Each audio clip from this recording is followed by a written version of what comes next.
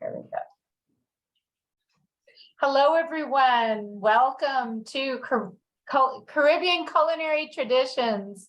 I'm Lisa Martin with Silver Spring Town Center, and we are so happy to be doing this program. It has become such a popular one to do, and it's going to be hosted by Derrice Deane, representing Barbados as well as Guyana. And before I turn it over to Derrice, I wanted to tell you about a couple things that we have coming up with Silver Spring Town Center. As you know, we have Twilight Tuesdays every Tuesday, 7 to 9 p.m. on Veterans Plaza. This Tuesday, we are off for the 4th of July. Can you hear me? And wishing everybody will have a safe 4th of July. And then we will see you on the following, on Tuesday, July 11th, when we have a very special event from 6 to 9. It's a collaboration with Alni Theater and the Nigerian diaspora community, and it's called Faylup Nigerian Party on the Plaza. So they're going to be doing Nigerian music and dance, and also have some arts and craft exhibits, and that will be on Tuesday the 11th on Veterans Plaza. And I hope you can join us for that. We have some other exciting programs coming up, which we're just about to announce, like our full summer schedule is already underway. Some of you joined us for our recent Silver Spring Blues Festival and Blues Week, which was a great success. I want to thank all of our sponsors of that, especially our year-round sponsors of Silver Spring Town Center, Montgomery College, United Therapeutics, the Arts and Humanities of Montgomery County, Montgomery County itself also, and Maryland State Arts, as well as others. So now let's get started with the program, Caribbean Culinary Traditions, which was really born out of the African diaspora culinary traditions last September. That was a really hot program, and all of our Caribbean friends on the call said, you have to do one for Caribbean Heritage Month. We want to just talk about Caribbean food. There's so much to talk about, and I hope some of you brought some food to share, because I know you're going to get hungry with all this discussion. So our host is Derrice Deane, representing Barbados as well as Guyana, where she grew up. She's the host and producer of CaribNation-television and co-chair of the Montgomery County Executives Caribbean American Advisory Group. Welcome, Derrice Deane. Thank you very much, Lisa. It's nice to meet you, see you again, and to see everybody. I did enjoy both the Asian and the African culinary evenings.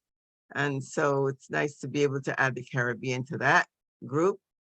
As you know, the Caribbean is a very varied and diverse region with a lot of different people. We always say we're all mixed up.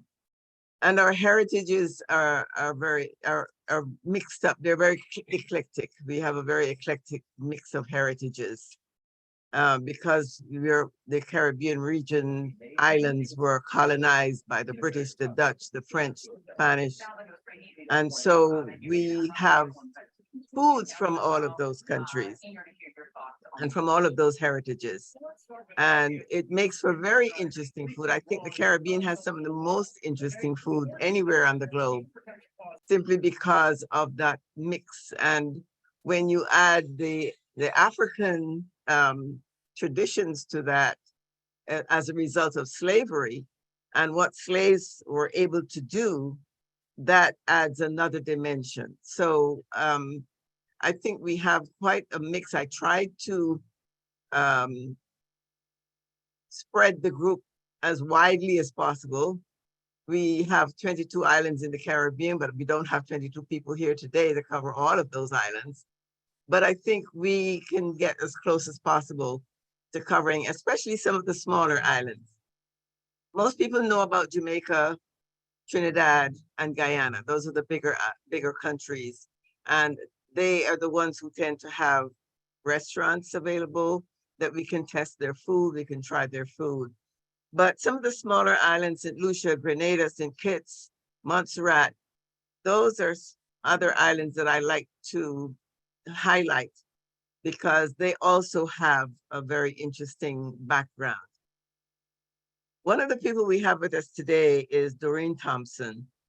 Her focus is, and her whole work has been for quite a while, on explaining to people and highlighting the traditions connected to Caribbean food. And so I'm going to start off by asking Doreen to give us a capsule, because we try to get as many people to give their experiences and to talk about their special foods, what they enjoyed most as children growing up, their memories, and to talk about some of the traditions connected to food. So I'm going to ask Doreen, please, would you start us off by giving us some idea, just give us a capsule of what these food traditions are about and why you thought it was important to focus on food traditions of the Caribbean. Thanks. Am I unmuted? You can hear me? Yes. Yes. Thanks, Lisa, for pulling this together, and Derrice for hosting this. This is so very important. Let me add to what Derrice said about why the food in the Caribbean is as interesting as it is. Yes, it was colonized by numerous European countries. Add to that the indigenous culture that existed there. We have the indigenous people who came out of South America into the Caribbean. We also have the subsequent, I want to say, bringing of indentured people who came to the Caribbean to work for a certain period of time. We have the East Indians and the Chinese. And interestingly, where I came from in Jamaica, Germans. So you pretty much have the world, the first fusion food in the Caribbean. Not represented here today is, of course, the Spanish, the Afro Latinas and the people from the islands with the Spanish, where the Spanish culture, still resonates. The reason for INCAFA, this is the name of the organization that I and a couple other people got started. It's a really Caribbean Foodways Alliance is a good abbreviation for it. And it's patterned after the Southern Foodways Alliance in the United States. And what it is a way to focus on Caribbean cuisine, the culture, the history, the traditions, and foodways. And foodways, we might as well get used to that term, is just encompasses how we go about preparing foods in a culture.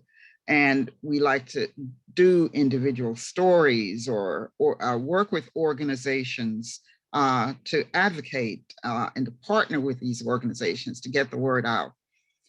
One of the things that is somewhat unique to our commercial businesses, we tend to be very small businesses. We are almost traditionally the takeouts, the mom and pops. So we actually do need assistance. And so, Lisa, this kind of programming helps our Caribbean businesses. This is a culture. Our culture is wealth.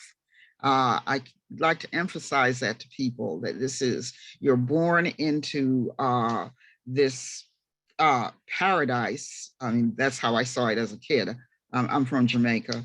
And essentially, we've been given this culture and one of the most fascinating and eclectic foods and all-encompassing food, fusion foods.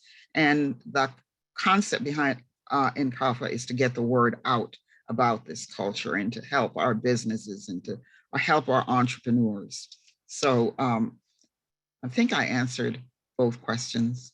Derrice, you can let me know.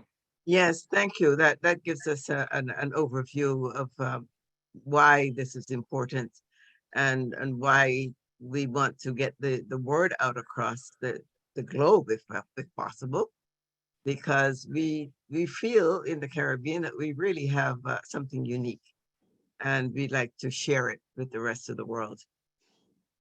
So I'm going to start off by, I'll leave my own story for last. I'll make sure that everybody else gets a chance to share their memories. And let me start off with one of the males who was joining us. And I'll start with Denis Antoine, former Ambassador Denis Antoine, who's from Grenada, the only person here, I think, from Grenada today. So we'll give you the honor of starting off to tell us about your memories growing up, what foods are associated with special traditions, and any other anecdotes that you want to share with us. Thank you, Sam, for joining us. Thank you, Derrice, and thank you for inviting me to this session. It's very, very palatable. I think I smiled when you said you would let me go first, because, you know, food culture is reflected in Grenada, in our traditions, in our religious customs. And, you know, I always talk about the Sunday meal and the Easter meal and the Christmas meal. Those meals have special traditions. That's when the family get down in the kitchen and we begin to cook our special dishes. But more than that, there are occasions and traditions where we show off our best cooking, and that is at the church harvest.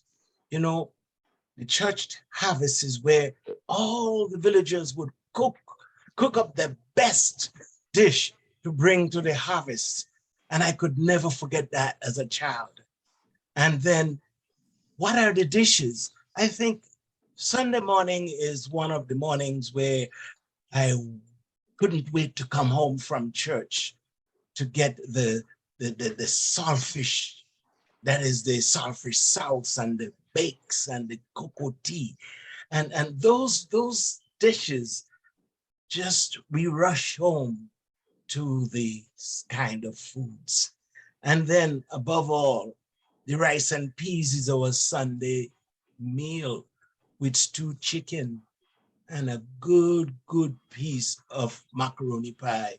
And so this kind of, speaking about my food makes my mouth water. And I think we carry this with us as we travel around the world. But the most significant thing I remember is being in the kitchen with your grandmother or your parents. And when they taught you how to roll those little dough and make the little, little bread, and then you make the tart and you make the different desserts that come in. So I can go on and just keep talking about this food. So I really wish that we recognize that our foods of the Caribbean, we prepare the same thing, but we have a different seasoning to it. And coming from Grenada, the Spice Island, we have our national dish, which we call the oil dam.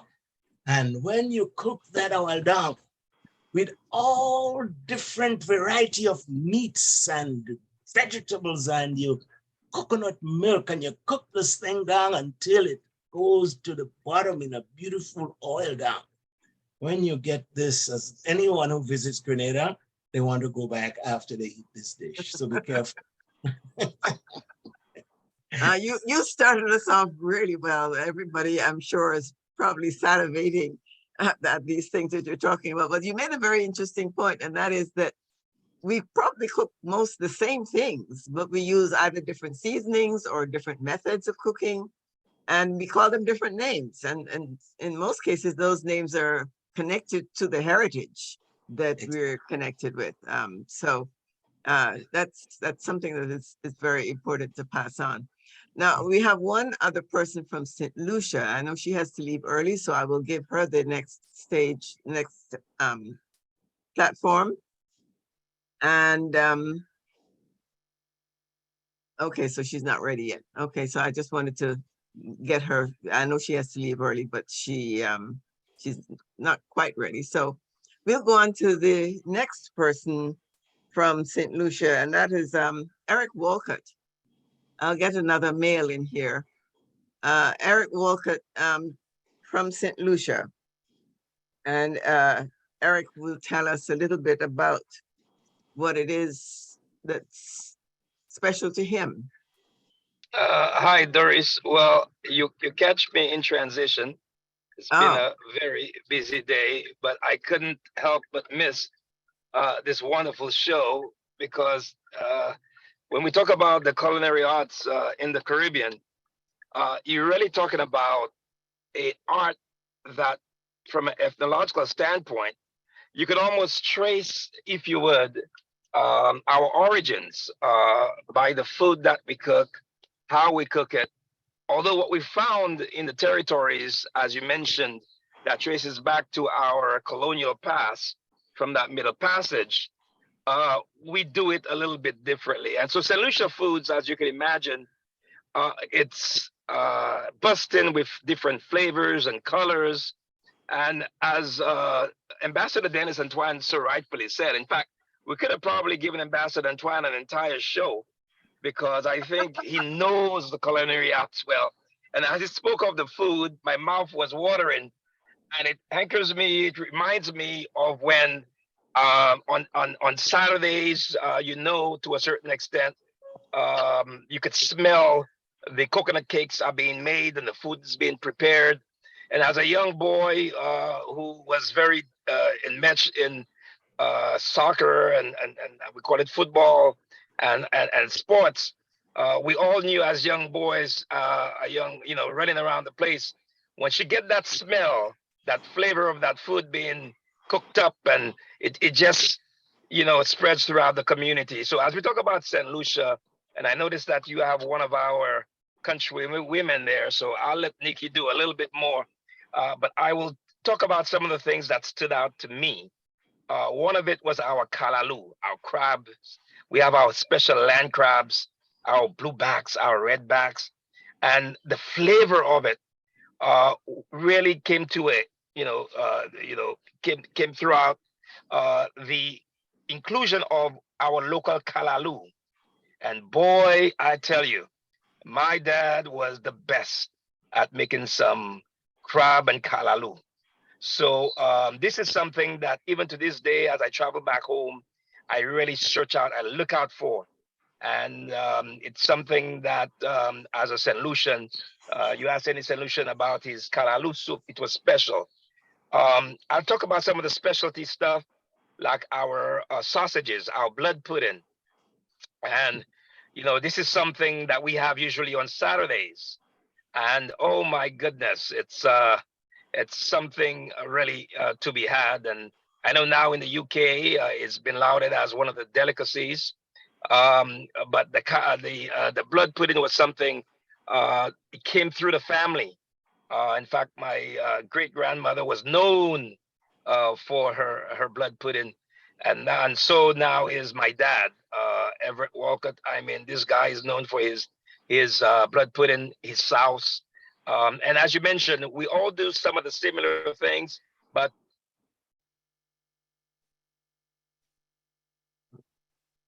we lost. I think you're muted. We lost your well, sound. you were heavily influenced from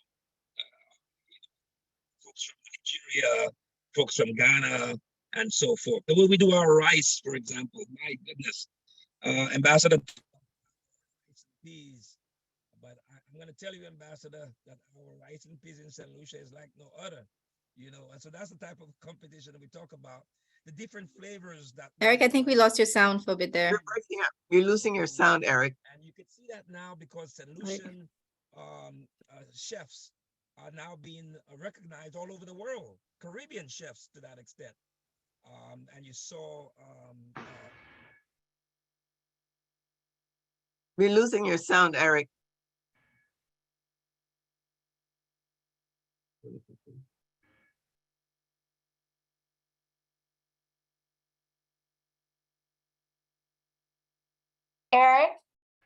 Eric? Here, I'll spotlight you, Derrice, so that he'll know that we have you talking. For some reason, his sound is just totally His off. sound just dropped off, yeah.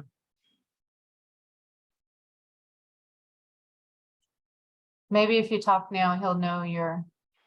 Eric, we lost your sound for the last few seconds.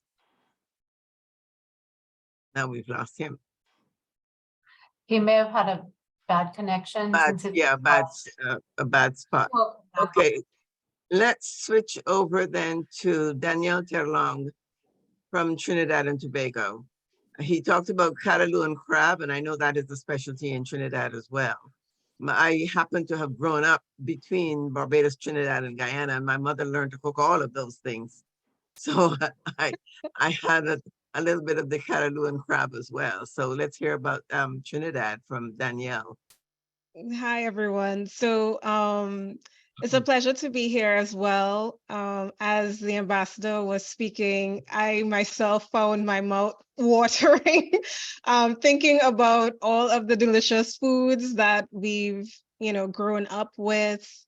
So for me, I think the time of year that stands out most is Christmas. So again, to your point, surrounding those festive times of year, which tend to be around a church calendar or a religious occasion of celebration. So whether that's Christmas or Diwali or some other festival. But for me, it's Christmas. And so, you mentioned a couple of things that stood out that piqued my memory. So the grated cocoa tea, you have to hand grate the cocoa balls with your, the hard side of the grater to get the grater, mix it in with your milk and your bay leaf and everything to make it right. And I remember growing up, that was kind of the standard, your saltfish bojol, smoked herring. Well,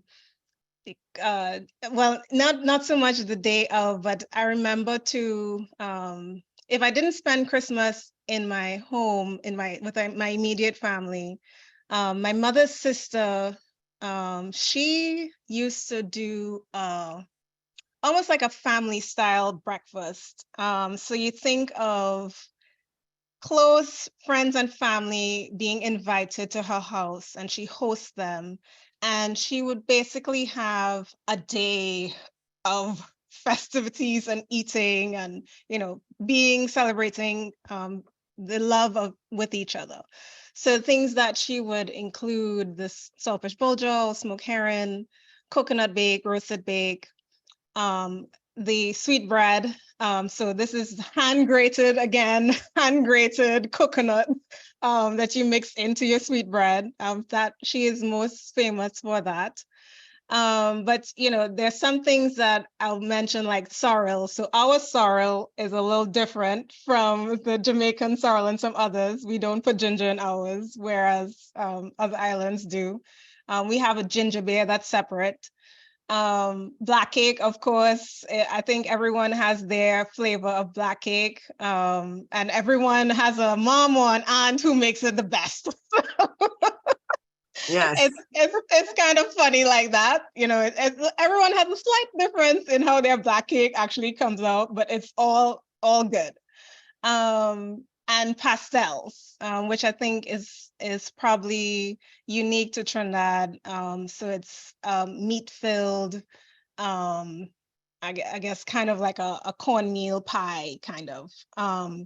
But I think this being a part of it is just recognizing, while we are all, there are definitely some similarities across the islands and across in terms of how we prepare, the care we take with the preparation, and the love that we have for the foods themselves.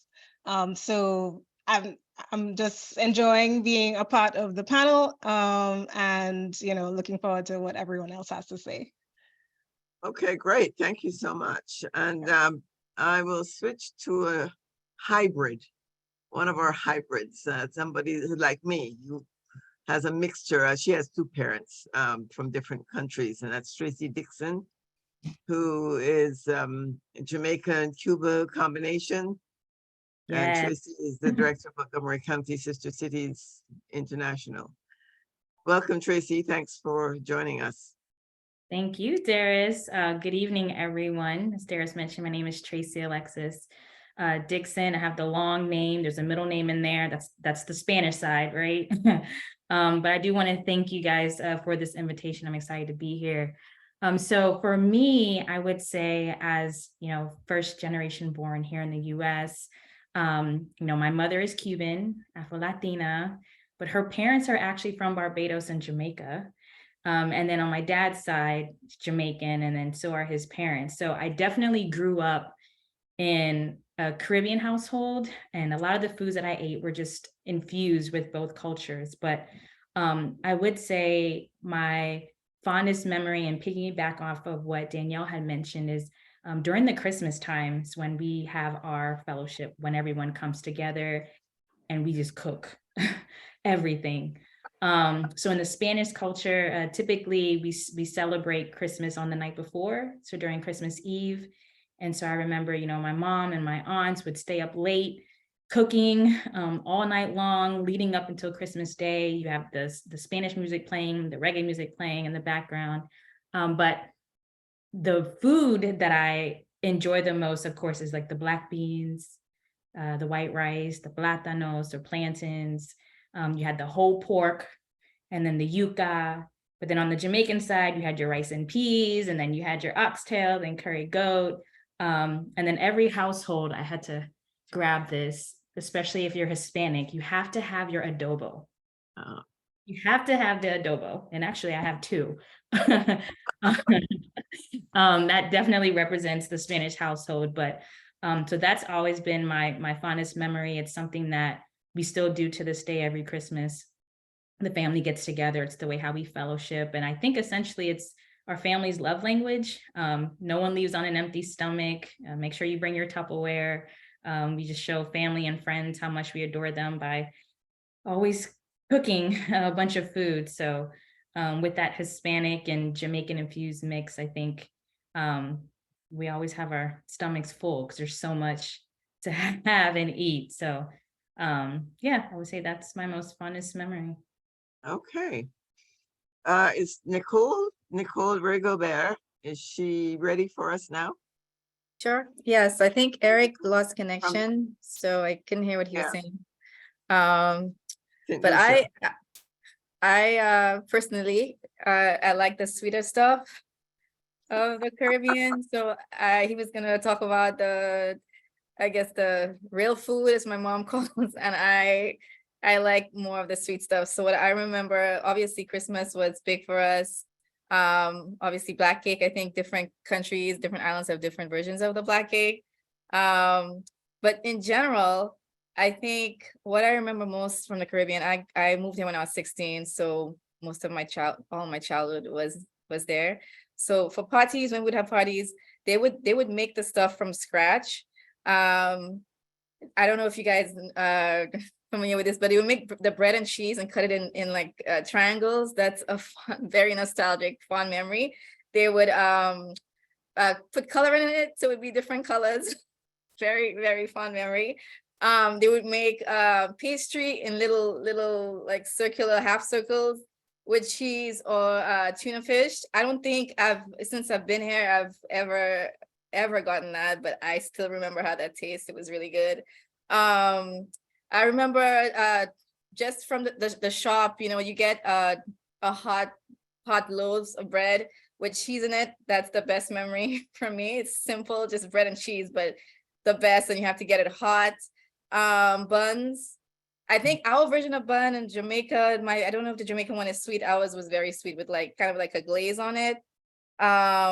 We would have, I think Trinidadians call it chow, but we call it mango in sauce, or golden apple. But I think our golden apple is different. I think the Jamaicans have a different name for it, but it kind of has like spikes on it on the inside. And we put pepper and like the chow stuff that Trinidadians do. Everything coconut, so we'd have coconut turnover, coconut balls. Again, the coconut had different colors. We like to put coloring and everything. I don't know if that's just a St. Lucian thing or other islands. Guava cheese, obviously, tamarind balls. I think Trinidadians put pepper in theirs. For what reason, I don't know. But we don't put pepper in ours. I think Jamaicans don't either. I'm not quite sure. We'd have different kinds of fudge. Pemmy, I think, Danielle, you talked about pastels. I think what you call pastel, we call it pemmy. But ours is sweet, the same kind of coconut, like a cake, coconut cake, with corn. We sometimes put coconut in ours, but it's sweet, and sometimes we put raisins, sometimes not. And it has to be covered in, has to have banana leaf. I think you guys do both, but I think, I don't know if you call the sweet one pemmy, we call, and then the savory pastels, but ours is kind of similar. For Easter or breakfast, we have herring and cucumber. We'd have souse. That's the Creole. I'm not sure that's the Creole name for it. Souse, also with cucumber in it, or herring and cucumber. Obviously, cocoa tea. Black pudding. St. Lucians like a lot of black pudding. I'm not a fan, but I do remember my family eating it and loving it. Also for Christmas, bread and ham. Same day, we like a lot of bread with stuff in it. So just simple bread and ham is very nostalgic for when I was younger. And sorrel, I think we do have two versions. We have the ones with the ginger and the ones without. We have both of them. And also because I like sweet stuff again. When we were younger, we would have creamsicles. Basically, it's a popsicle, but just with bit of ice cream. Very nostalgic to me. Popsicle with ice cream inside. Say it again? It's a popsicle with ice cream inside. No, it was all ice cream, but popsicle, and you could break it in two, and then you would see the sugar. Okay. It had so much sugar in it, you would see the sugar kind of like stretch. I don't know what that was. That's how you knew. That's how you knew it was good. Yeah, but I just like all the sweet stuff, all the kid stuff, and when I go back, I try to get what's still there. But a lot of it is like parties. People don't have parties the same way. They cater a lot in St. Lucia right now, so you don't get people making these little things from scratch anymore. So yeah, the homemade stuff, it's always the best. Yes. That's one of the things that seems to have been lost. And it's interesting that I'm listening, and everyone so far has what we call conquis in Barbados, which is pemmy and pastel. It's all the same thing with different names. One has raisins and one coconut and one has meat. I think Trinidad is the only place that puts meat in it. With meat, yes. I don't. Yeah, I think that's right. Yeah, the rest of I it. actually had it for the first time in December. Okay. So we had both. We had the St. Lucian, the sweet one, and then you guys, my Trinidadian friend made the savory one. Oh, I see. Yeah. Okay. All right. Oh, and we also have bouillon. I guess I should not. Our national dish is sawfish and green figs. Yeah. Green plantain. So I should mention that. I just like the sweet stuff. It's very good as well. I'm sure Eric is back on. Eric could talk. You only focus on the sweet stuff. Yeah. And bouillon. We call bouillon. It's just like a soup with with everything, with dumplings. And I know Grenada's dumplings is ours is softer. As you can tell, yours. Okay, it's very hard, and it has a lot of flour or something. It doesn't have any baking powder. No baking powder. Yes, I like, and it's flatter. I think ours is circular. Yeah. Okay, let's go to Haiti. Yes, there's some great memories of food. I mean, you start talking about food. I'll go to Haiti. Laurie Williams, who is from Montgomery College in Montgomery County. Laurie? Yes, hello, good evening, bonsoir, everyone. Thank you, Derrice, for having me. I will start by saying I am a second generation Haitian Canadian American, was born in Canada, and has spent most of my years here in Montgomery County, Maryland. So food was really my major connection to my heritage and my culture. I can remember very distinctly traveling to Brooklyn, New York, where there are a lot of Haitians there every summer, and spending that with my grandmother. And my grandmother had just this very special dance in her kitchen. I don't know how she did it, but she would prepare so many meals that we grew to love. Juliet sauce pois, that's like rice and bean sauce and chicken. And I'll touch on, I think Danielle mentioned, some Caribbean foods. There's, very elaborate ways of making things that may be simple when you think of maybe a mac and cheese, but in Haitian culture, it's like macaroni, sauce bechamel, and, it takes longer than most dishes to make. Yes, extra work for sure. I think a lot of the foods, both that my parents made and my grandparents made for us, a lot of the, there's some simple foods like our breakfast foods.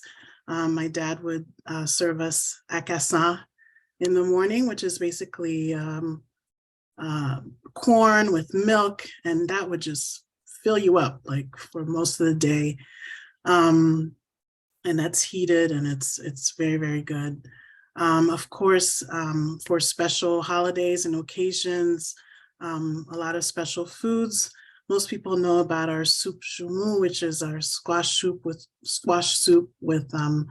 of course, lots of roots, vegetables, and meats, and so forth, which is also known as the freedom soup, and marks Haiti's independence in 1804. So that was also very special. And during the holidays, there's special drinks. Even if you were underage, you get to drink a little bit of the liqueur and this and that, just taste it. And we had special Haitian cake, which is like a vanilla based with just, again, elaborate cake, but very tasty. I'll also touch on, I think, Tracey and Nicole talked about, Tracey talked about love being center, of food being served in our culture. And I totally agree with that. And Nicole mentioned the sweet foods, and I love that as well. So I can think of my family traveling to Haiti and bringing back different candies that I would thoroughly enjoy. Douce Macus, which is kind of a fudge that has this particular color, red and chocolate and kind of a vanilla color, very good taste. In the evenings, I think a lot of comfort food as well. In the evenings at my grandmother's house, we would always ask for la bouillie banane, which is basically plantain that you mash, and it's like a plantain porridge, really. And we would eat that in the evenings. Of course, there's all types of spices with that, cinnamon and so forth. So there's a lot of very sweet memories with food. And then just as a second generation, the importance of food, among many other things, of course, our parents sharing their stories and our history, but food was really a very tangible thing that we connected to daily, where we could really connect with our culture, our heritage, our history. So I could keep talking about Haitian food. I will give you one story. I mean, Haitian food is so well known and enjoyed by so many. I remember sharing with a gentleman years ago at an event here in Montgomery County that, my parents were from Haiti. And immediately after I said that, he was like, September 30th, 1984. And then he listed his entire, this meal he had in Haiti. And he was just saying how it was so delicious. He'll never forget that meal, best meal of his life. And I you know, I always love that story because I think it really does represent just all that Haitians and Caribbean people in general put into their food. A lot of love, a lot of spices, a lot of taste. So Yeah, and that soup is very, very popular, I think. A lot of people talk about that soup. What's the name of that soup again? That special soup, soup? soup joumou. Soup joum, yes. It's supposed to be very good. Yes, and recently, I think 2021, it was named as a global treasure from UNESCO. So Yeah, it's very special. excellent. Yeah. Let's go to Jamaica, back to Doreen Thompson, who is a food tradition enthusiast, expert. Doreen, are you back in? Was she able to get back in? She had some power problems. Can you hear me? Yes, yes. Yes, yes. I looked up and everything was off. Oh my. So much for Comcast and dependability. So I'm sorry. I hope I'm not repeating anything someone else has talked about, but I sort of focused. I said, let me choose one experience from growing up in Jamaica. I left Jamaica when I was 10. And it's that age where, first of all, I was living in the country. And this was an experience where there was no running water or indoor plumbing. And I was with my grandmother. You know, my parents did that thing where they came to Chicago, and then, you know, they start bringing the children one by one, 2 by 2 to be with them. And one of the things I wanted to talk about was the setting, growing up in this farming community. And you have this yard, and most people can, you know, come from that age. When I came from Jamaica, can relate to this, where everything you needed was planted around you. And one of the things I remember distinctly is the callaloo. And Jamaican callaloo differs from the other islands in that it is amaranth. The other places, it's dasheen leaves, or some places they call it taro. But it grows wild. It's not something that you cultivate like there's your callaloo crop. It self-propagates, and if you plant it here, you'll have the same experience as I have had. And of course, in this yard was your pantry, essentially. There was no need to have limes collected when the lime tree was just right out the door. The Scotch bonnet pepper was right out the door. So as a child, I was always being sent. My aunt or my grandmother was cooking, and it's sort of like, you go pull up the scallions and you pick break the thyme off the shrub, and you also collect the callaloo. And you also get the tomatoes right off the tree. The tomato tree is in a different location, but essentially your food and your seasonings were all around you. So one of the interesting things that Jamaicans do with callaloo is that, and as you can probably tell, callaloo is a dish, and then it's also, you know, several different plants. And we steam it, so to speak, you know, kind of I wouldn't call it a stir fry, but you got the Scotch bonnet peppers, the thyme, the scallions. We also put carrots, and we steam it down, and we eat the leaves as well as the limbs, so to speak. But more interestingly, when I was coming up, it was in a stew. And it really is sort of the gumbo, and you'll see that across the Caribbean. And so the callaloo was added to a stew that would have had some kind of smoked meat in it, and would have the ground provisions. And we called it pepper pot. And we don't want to confuse it with pepper pot in Guyana, which is the cassareep dish. I think it's called pepper pot on a lot of other islands as well. But it had that callaloo in it.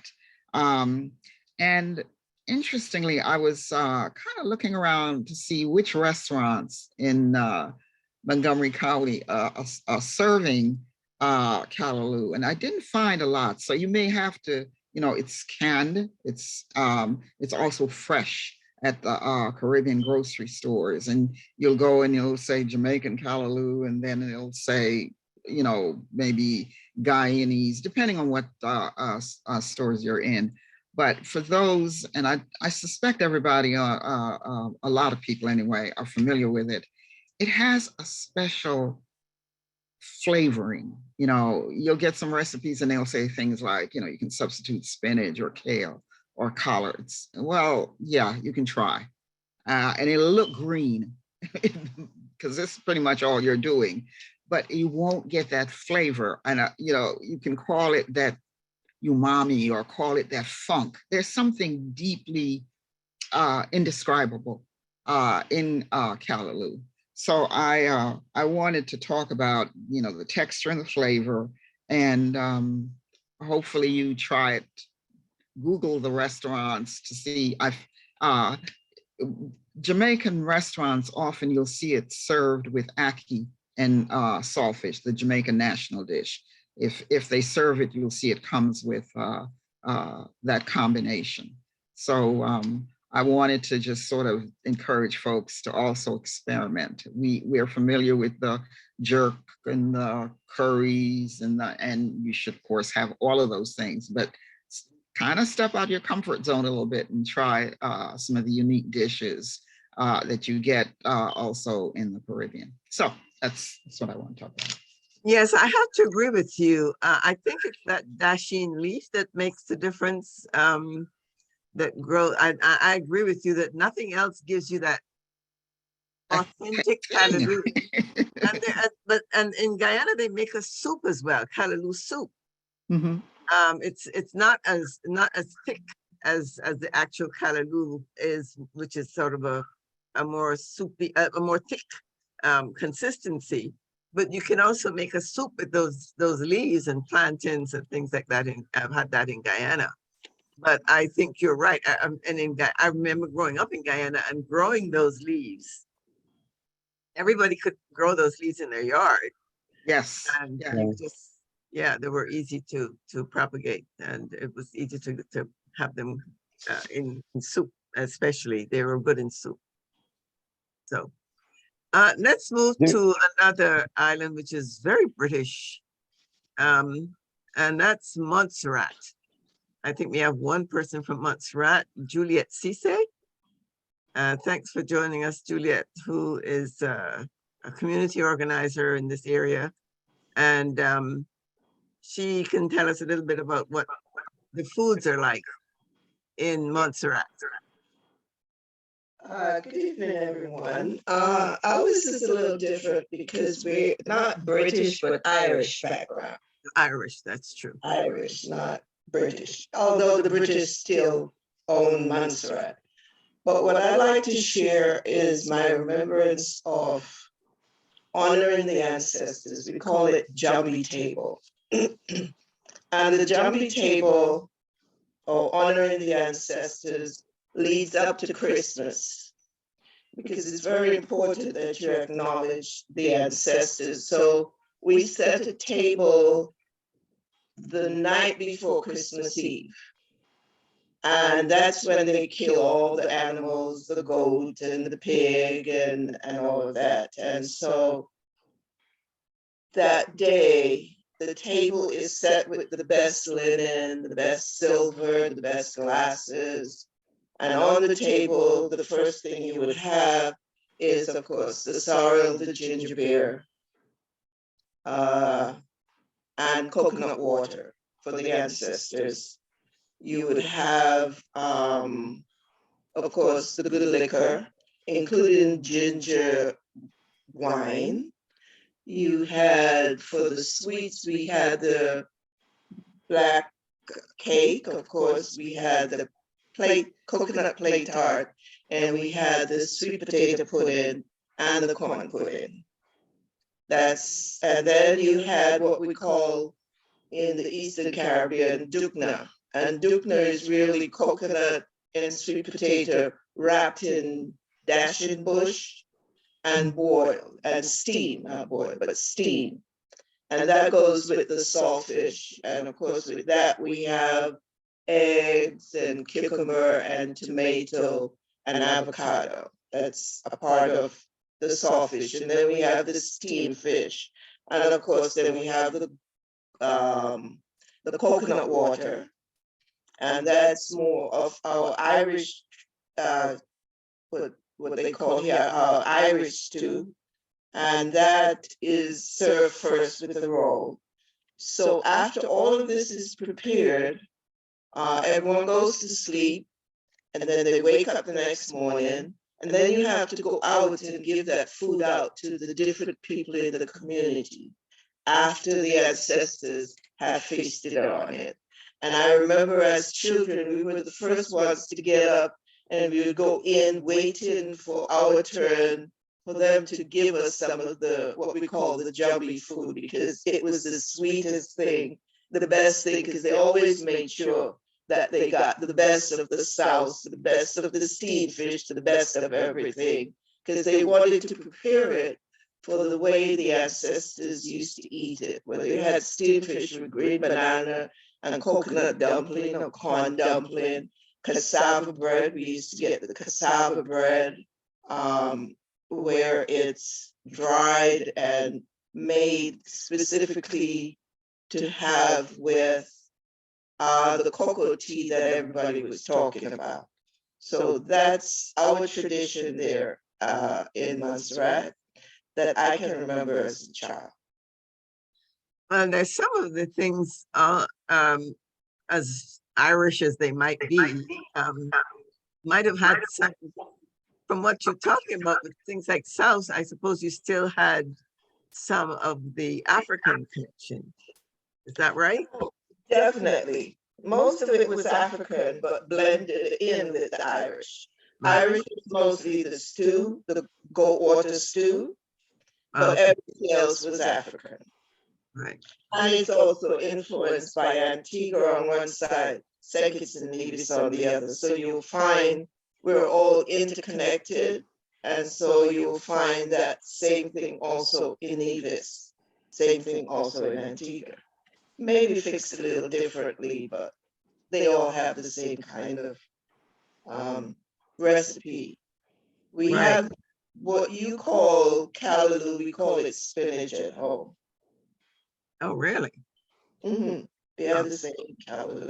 It's a bigger leaf. It's a huge leaf because we have something growing in Barbados as well, but it's a much bigger leaf than the spinach they have here. Well, the spinach, yes, it is. And I have some of it in my yard here in University Boulevard. Because I have it in my garden, the big one. Yes, yes, yes. Juliet is a great gardener. Grows her own food. Yes, I do. I think right now I have cucumbers, tomatoes, beets, beans, lettuce, callaloo, eggplant, peppers, and all of the spices. Now she's got a little farm. I do. I enjoy, because I'm organic, everything, I enjoy planting my own food. Right. I think you might have, do you have a phone as well as a computer on? Because we're getting an echo. I'm not sure where the echo is coming from, but I can hear the echo from somebody. I don't have a phone on. Somebody else might have a phone or have two devices running at the same time, and it's giving us a feedback. So if you have two devices running, or if you have something running in the background, please cut one of them off so that we can be clearer. Okay, let's go to Panama. We have a Panama-Jamaica connection. I think we have two Panama-Jamaica connections. Camille Bryce-LaPorte. How are you, Derrice? Very well, thank you. How are you? Good to see you. Yes, so I grew up in Panama when the Canal Zone was American territory. And my family, 3/4 of them are Jamaican, but I was also raised by St. Lucians. My great-grandmother was from St. Lucia. My other great-grandmother was from Dominica. And I don't know, the line for me is very fudged. I didn't understand until I was older that my other grandmother is from Jamaica, and they're all very, very good cooks. And I didn't realize the difference in the foods actually until I came to the United States, and my Jamaican friends wouldn't recognize half the stuff I was saying. So in my St. Lucian great-grandmother's house, where I spent most of my weekends, our Sunday dinner was stewed chicken with a gravy on it, rice and peas, and for her it was like gunga peas, what we call gunga peas, and rice. And also not cucumber salad, but cucumber salad, right? We had, the St. Lucians had a lot of a medicine growing in the yard. So it was nothing if you got sick. Of course, it was castor oil, it was senna, it was bush tea. And I remember my grandmother going into the yard and actually picking these things and taking them up. We had cane in the back, we had plums in the front, we had pineapple, and as Doreen was saying, most of the things that we ate, they provided. Christmas time, I think, was mostly the Jamaican. We had ackee, codfish, and bakes in the morning. There was always fruit cake, which was, they started it well in advance, no matter which island you were in. That thing was soaking for 3 months. And one of my favorite activities with my grandmother, my great-grandmother, was to grind. My job was to use the grinder, put the food through the grinder, and it was fine. You don't see this chunky thing that you see up here. That did not exist, except for bun. And I still have my grandfather's bun recipe. So ours was very much a mixture of whatever was going on in the Canal Zone. And you would have Jamaicans, as my aunt explained it, Jamaicans were exchanging recipes with St. Lucians, with the people from Dominica, actually there were Europeans there. So my mother had a menu for Christmas, which included ratatouille. And I was like, why is ratatouille here? And my aunt explained that there were European workers also in the Canal Zone and that exchange happened. We had something called Stamp and Go. I don't know if Doreen is familiar with that. My cousin still made it here in the United States, and it has various seafood in it. The principal one was shrimp. We had both empanadas and meat patties, and they're actually different. We had tamales, and I forgot what the English version of that is. Rice and peas was in my Jamaican grandmother's house. That was red beans, small red beans, coconut, and rice. In my St. Lucian, it was the gunga peas, as I told you. We had callaloo, and there was one version where they use what they call spinach, which was a bigger and a different leaf from the callaloo that the other household had. We had codfish cake, also called bacalao. And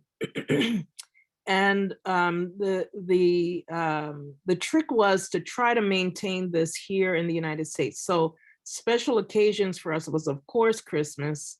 When we first moved here, my grandfather would, we knew it was Christmas because my grandfather would send a box of sorrel dried and a fruit cake that you could smell with, I don't know how much wrapping he used, but he used something called the Chiwi can also. It's, like you have Cheetos, but this was Chiwi, and he would stuff one in there and it would last. My mother would kill us if we cut into that before Christmas. And we also had his bun. He would send bun for Easter. So ours was a combination of things. And it was interesting to find out as I got older, how much of this was African. it was amazing what the Caribbean has been able to retain from Africa. There's a book I want to recommend to you. This one is called Ethnobotany in the Americas. There's several books, but this one is really good for teas from Jamaica, Barbados in particular. So we had busy, or what you call bush tea, as I said, mint, castor oil, garlic tea, all of that is in that book. There's another book by a local, a woman from, I think it's backwards on your thing, but it says Panama on the Plate. It's by Yadira Stamp. This is available on Amazon. You can also, she had a restaurant downtown. But the good news about that book is that it's written with a narrative. And so she explains her Caribbean background, when the foods are cooked. You'll see the overlap of Spanish and Spanish meaning Panamanian, and Panamanian Spanish and Panamanian indigenous with the Caribbean food, and the great influence that West Indians or people from the Caribbean had on Panamanian cuisine. It's pretty significant. So I enjoy, I try to keep this going with my children and my grandchildren. I made them stewed beans and stewed beef. The other day, arroz con pollo, which is standard when I go see them there in the West Coast. And sancocho, which is another one that is chicken and provisions. You understand provisions, coco, yuca, chayote, or what we call chocho. The next one I want to try with them is cuckoo and codfish. That was my grandmother's favorite. So that's it. I'm so glad to be from this heritage. I can't tell you, it's a remarkable set of people from very small islands, but we make a huge impact on the world, and I'm very proud of my heritage. Absolutely, absolutely. Talking about impact and variety, I grew up in Guyana. I love Guyana. I find it to be one of the most interesting places around because of its eclectic heritage. Yeah. We have joining us Prem Singh, who is from Guyana, and he is going to be able to tell us a lot about the wide range of food across Guyana. And I'll be happy to help join in with that because I really love Guyanese food. So Prem, please. I don't know if it's third year. Yes, Derrice, you might have to help me out here, but good evening, everyone. I'm really pleased to participate here. And before you also start, Prem, pleased to meet all of you. somebody's either talking in the background or has a TV on, please. Thank you. Okay, go ahead, Prem. Yeah, so yeah, obviously I'm pleased to participate and very happy to meet all of you here this evening. I was surprised that Derrice and myself are probably the only Guyanese because we have a lot of Guyanese in the area, I think. Yeah.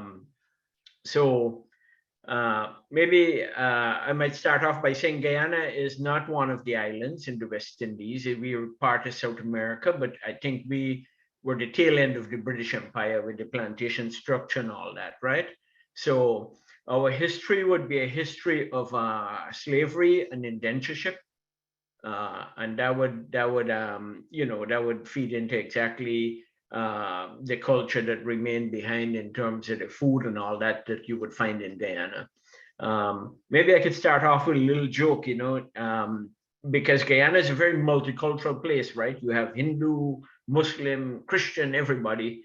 Incidentally, today is one of the big Muslim festivals there, Eid al-Adha. I don't know if you guys are familiar with that. It's a big feast and all that. Anyhow, so a lot of the food in Guyana, sometimes you can maybe talk about it surrounding the festivals or the holidays or whatever.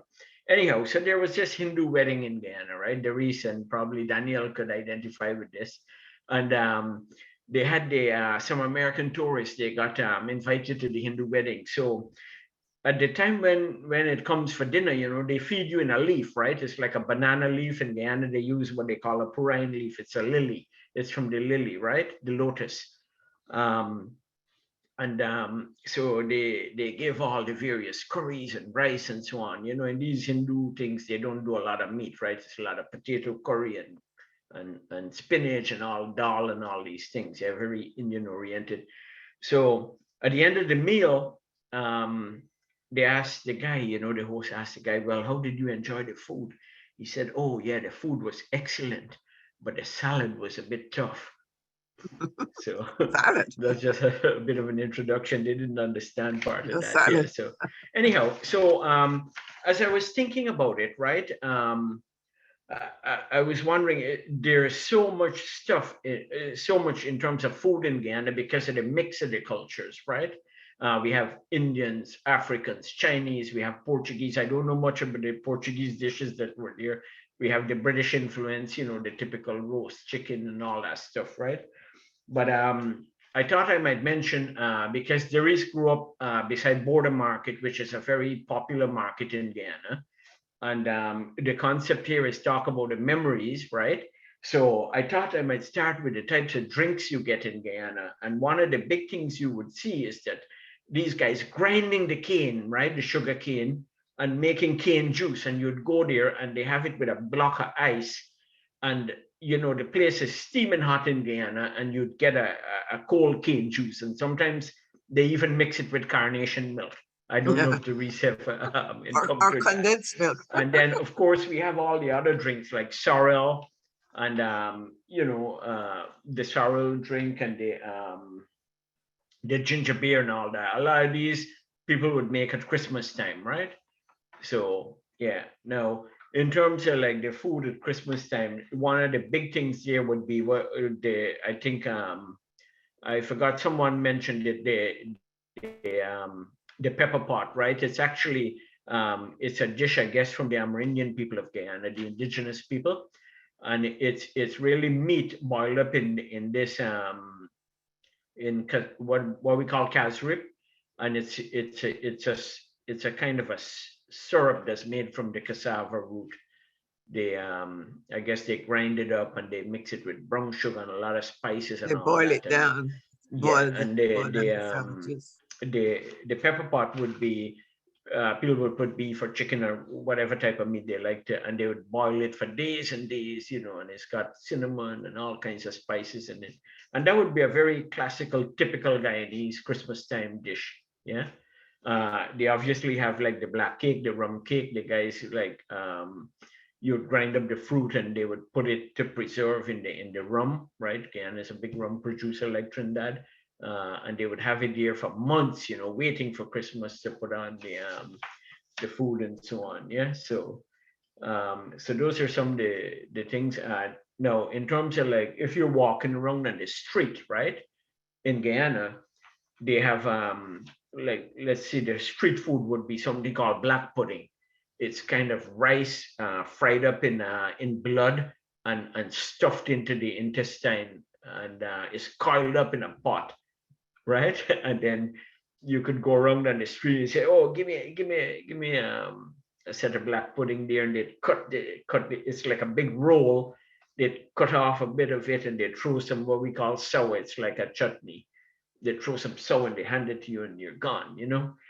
They have things like similar to Trinidad, you know how you have doubles. They have foods. These would be more like Indian based. They have what's called dal puri and potato ball and things like that. You could get chana. Chana is like chickpeas fried up and curried up and stuff like that. Yeah. And jalebi, I love jalebi too. Jalebi, that sweet jalebi. Sorry? Jalebi. That Yeah. sweet, that syrup with the syrup. Yeah. So that you have things like that, chana. Then you have things like plantain chips and so on, right? The green plantain, they would fry it up. You know, it's kind of snack foods. We have, let's say, if you look at what you might eat in the morning, like the delicacies that you would remember would be the same salt, fish, and bake. It's like the cod, right? The dried cod that typically was imported. I mean, later on in Guyana, I think they started drying their own fish there, but typically was this dried cod, and they would do it up, stew it up kind of like in tomato and onion and all that, and they would make the bake, which is kind of like a bread, but it's different from any bread you'd find. It's kind of It's fried. it's hard to describe it, but we call it a bake, right? It kind of fluffs up a bit. So they would put the saltfish with the bake, and that would be a delicacy that anybody would remember. We also had, I think Danielle mentioned the smoked herring, right? They would do the smoked herring, and they would chip it up with onion and garlic and peppers and so on, and you would have that with bread or whatever. Sometimes you find in the morning. These would be very classical kind of traditional type of foods that you would eat. Of course, if you look at it, let me see, we have cook-up rice, which is, I think the Jamaicans and so on, they use pigeon peas and so, but in Guyana, they use the black-eyed peas, and they boil it up with coconut, and they would put okra and all kinds of things in it. And they would just boil it up. They'd put some meat and so on. And obviously the peppers that would flavor it, like the Scotch bonnet. And we have some tiny little peppers, which I think the most flavorful peppers in the world, the little very peppers. Very little peppers, brown yeah. things like not bird pepper, but they're like cherry peppers, tiny little things. Little but the things. flavor out of those things is like amazing. Yeah, powerful. You have that. Then there's another very traditional Guyanese dish called metem or metaji or whatever. It would be all the ground provisions like your edo, your plantain, your cassava and all that. And they would boil it up with, in a kind of coconut milk and all that. And those are things that, you would remember that because you grew up on those things, Yeah, absolutely. You could look at it from the kinds of spices and they had things like, I don't even know what they are, but they're like, we had a spice there called married man pork, right? But the flavor in these things, the kind of thyme that they have there, they got broadleaf thyme, fine leaf thyme, they had 100 species of thyme down there. Peppers, right? They got very pepper, they got Scotch bonnet, they got bird pepper, they got all kinds. But these things, like the flavor in the food, you always, the memory still stays with you all the time, Yeah, and that's using chow mein. Yeah, so I was going to talk like the Chinese influence, right? So what you would call noodles here or whatever, the Guyanese have their own, I guess it's basically Chinese, but they call it chow mein. Chow mein. And they would cook it up in a slightly different way. It would taste very different from if you order chow mein in a Chinese store here. And they had things like the Chinese used to dry this sausage. You could see it hanging out on top of their shops. And so lap chung, I think it was a pork-based sausage. I never had that, but you could see it. You drive around in there and you see them hanging it out, drying it out and things like that. Let me see what else I got here. Now you had 6 nationalities, as you had garlic pork from the Portuguese, pepper pot garlic pork. Well, I thought that might have been Chinese, but yes, absolutely. Yeah, they had the garlic pork. And then at Christmas time, they had things like sauce and pigtail and all that, right? These are all specialties that people would do at, at big occasions. Christmas was the. Then you had Easter. You could always remember the cross bun. Somebody was liking a lot of sweets, right? Yeah, we had a special type of cake there. They call it a cassava pone. It's made with cassava and flour and coconut. It comes out a very different texture from anything else that you would get around in terms of a cake or anything. Then let me see what else we got. We had some, like from the British influences, some of the cakes you had like pine tarts and cheese roll. Very common. It's just kind of pastry with pineapple jam filled in it. Right. I mean, we have some of those across in Trinidad as well. You have to remember all the fruits, right? We had very unique fruits here. Soursop, guinnep, dungs, all these things. It's just very tropical fruits. Some of them you'd never encountered in your life. We had one called stinking to it. Used to come in a hard shell, right? This one you'd really remember, and you'd break it, and it's like a powder. It's like a cocoa powder, and the thing I don't know, but everybody was fascinated with it, right? We used to call Yes. it stinking too. It was, and it tasted good. I don't know if Derrice remember some of these, I right? do remember. Yes, I do remember. Yes, Yeah. yes. Then obviously, like if you come in the area of fish, right? So we had a particular fish there called hassa. Yes. It's a very bony and a fish full of scales. Most people, they look at it, they probably would not touch it. But True. the guys would kind of cook it up in with a curry base, and they would put hassa with saijan, which is like a long, I don't know how to describe And it. there's no meat in hassa. I don't know what Huh? people saw. There's no meat in hassa. I don't know what people saw about hassa. There's very Yeah, little. but it's a big delicacy if Yes, you it take is. off, right? And of Yeah. course they had the crabs, a lot of crabs in Guyana, different types, like they call them sheriga and bundari, and a lot of times they would curry up the crab and put something similar to what you call crugettes here. And of course they would spice it up and everything, crab curry, right? Right. Let me see what else we got here. I think we've I covered talked it. about the metem, right? Right, we've covered most of the things. I think all six nationalities. Yeah, and in terms of the sweet, I forgot who it was with a big sweet tooth. So we had we had the fruit cake and things like that, but then from the Indian side, you had what they call the rice pudding here. Yes. So they would make it just like a Diwali and so on. And it would be it's like the rice pudding, but it's a lot richer. It was boiled in condensed milk, and they put raisins and all that and a bit of nuts and stuff in it. It was like out of this world, not to forget, you know. Right.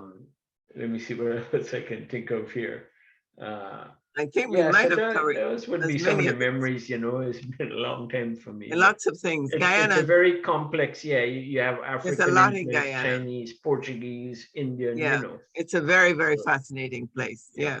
Yeah, it's a fascinating place. I don't know that I'm good talking about it, but it's if you get a chance, you should go and eat everything. It's a fascinating place. I agree. Yeah. I love Guyana for that.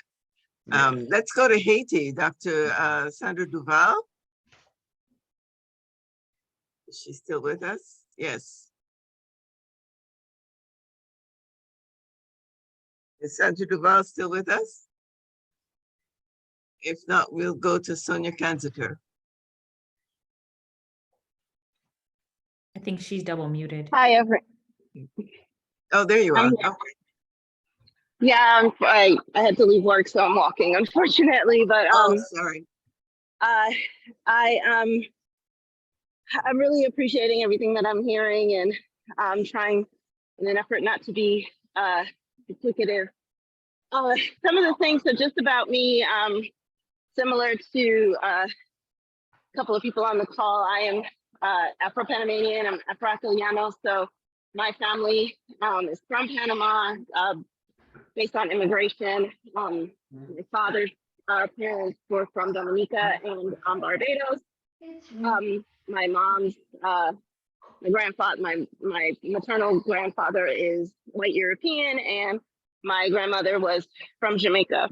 And so lots of different ethnicities and cultures kind of representative in my family. But one thing that I always remember, I was born in the United States, but we would always go back to Panama in during holidays and during summer breaks and stuff. And most of the influence came from my mom's side of the family. And first thing that I remember for sure is waking up on the weekends. I knew on the weekends was when I would get like big Panamanian breakfast. I would get hojaldras, which many other cultures call bakes, kind of fried bake or whatever. I would get carimañolas, which is ground beef, seasoned ground beef, kind of rolled up in a dough that you make with yuca. And we would get those, or we would get some, I think somebody mentioned that Panamanian empanadas are a little different. We would make them kind of with cornmeal tortillas, and you'd kind of put meat in the middle of them, and then we'd eat that for breakfast. So I knew on the weekends I was gonna get that. On Saturday morning, me and my sister were gonna wake up to that.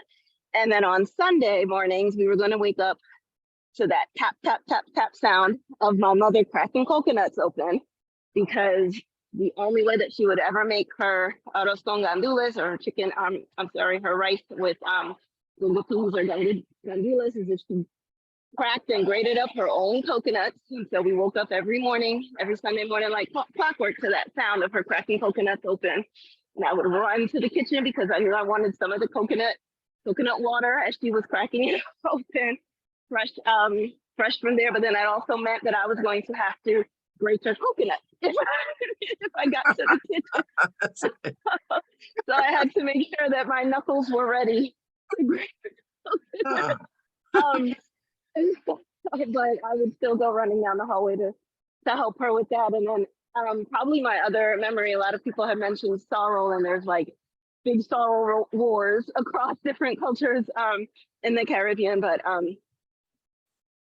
Christmas time, so somebody else had mentioned having to grind up the fruits. Yes, by about maybe September, October, my mother would go to the Brooklyn Terminal Market, get her candied fruits that she was going to put in a big botella that she was going to soak with her brandy or whatever for when we made fruit cake. My mother was the one who had the fruit cake recipe that she would box up. And somebody was talking about like the little the kiwi cans. Yes, exactly. That, or the Danish cookie cans that we would have to find and mail them hither and thither wherever she had to mail them out. And then my job was to sit there and grind up all the fruits. But going to Panama when we would go during Christmas time, one of my favorite memories related to sorrel is that at my aunt's house, my great aunt's house, who's still alive, she's now the matriarch of our family, she grew her own sorrel. So we would get fresh sorrel. Well, we would get it because I would have to pick it. And those of you who have ever picked sorrel know it's prickly. But Yeah. it didn't matter because that knew that I was going to get fresh sorrel, and there was nothing like dried sorrel is great, but fresh sorrel is next level. And she would wait for me to get there, so I would pick up all the fresh sorrel, and then I'd be in the kitchen with her and my mom making that, and my mom would bring the fruit cakes because she had to make them in her own kitchen, and bring them from Brooklyn to Panama during the Christmas time when we would go. And so those are kind of some of my favorite food memories that I have from growing up. Well, fantastic. It's great. It's fascinating to see the mixture of the Caribbean cultures.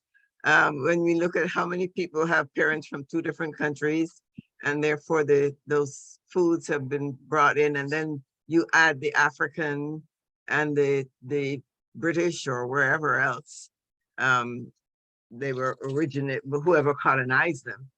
So it